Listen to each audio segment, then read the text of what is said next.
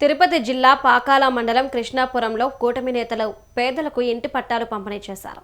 అలాగే మొగరాలో 33/11 kV విద్యుత్ substation ప్రారంభించారు. ఈ కార్యక్రమంలో మంత్రి Gottipati Ravikumar, Chittoor MP Daggumalla Prasadarao, Chandragiri MLA Pulavarthi Nani, Puthalapattu MLA Muralimohan, RDO రామ్మోహన్లు పాల్గొన్నారు. ఓకే చెప్పేది స్టూడియో సరేనా నీకు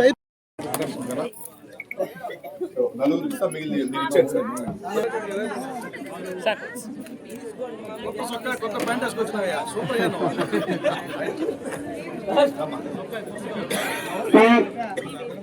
జయరామయ్య సార్ చూడండి సార్ సార్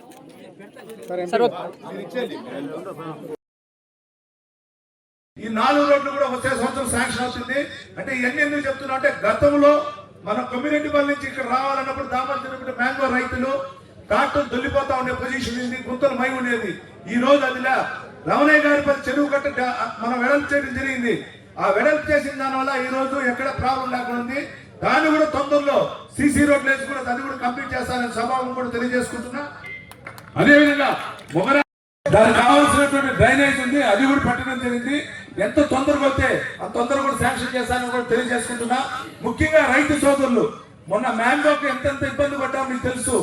మన పెద్ద ఆయన గారు ఆ రోజు ఇక్కడ ఉన్నటువంటి అందరూ రైతు బిడ్డలు, ఆ రోజు మురళీ గారు కానీ, నేను కానీ, రవీంద్ర గారు కానీ, ఎంపీ గారు కానీ అందరూ ఆ రోజు ఇన్ఛార్జ్ మినిస్టర్ మన తిరుపతికి అనగానే సత్యన కానీ అందరూ కలిసి మాట్లాడి రైతుకి 4 రూపాయలు తేవడం జరిగింది.